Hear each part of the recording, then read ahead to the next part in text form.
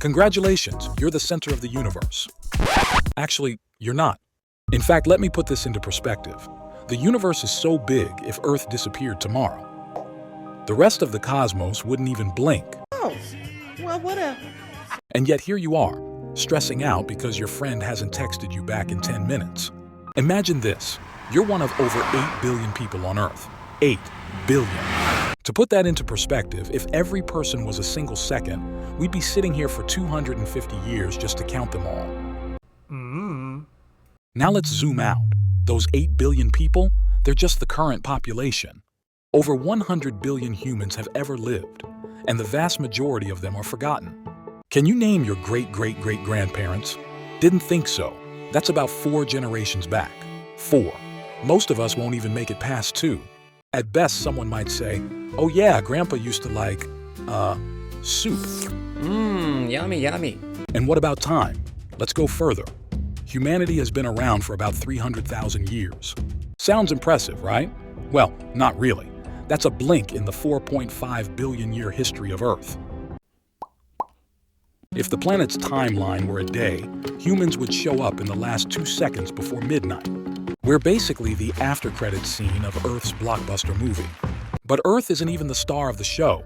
It's one planet in a solar system with 8 others. Well, 7. Sorry, Pluto. And our solar system? Just one of 100 billion in the Milky Way galaxy. And the Milky Way? Just one of 2 trillion galaxies in the observable universe. Each galaxy has billions, sometimes trillions of stars. That's a lot. We're all made of stardust, literally. The elements in your body, carbon, oxygen, nitrogen, were forged in the cores of ancient stars that exploded billions of years ago. So while your problems might seem huge today, just remember, you're essentially a recycled cosmic soup. The universe already moved on. Maybe you should too. People say that we're just a grain of sand in the desert of the universe. But that's way too significant. You're probably more like a tiny subatomic particle, sitting within a grain of sand along with 310 quintillion other subatomic particles. That's 3.1 times 10 to the power of 20 subatomic particles. And there are 1 sextillion other grains of sand in the same desert. That's 10 to the power of 21 other grains of sand, each filled with 310 quintillion other subatomic particles. But that's just a metaphor. The real scale of your insignificance in the universe is probably much, much greater. Maybe that gives you some perspective, but if it doesn't, let's talk about the future. The sun? It's got about 5 billion years left before it burns out. Humanity? Best case scenario, maybe a few million more years if we don't blow ourselves up first.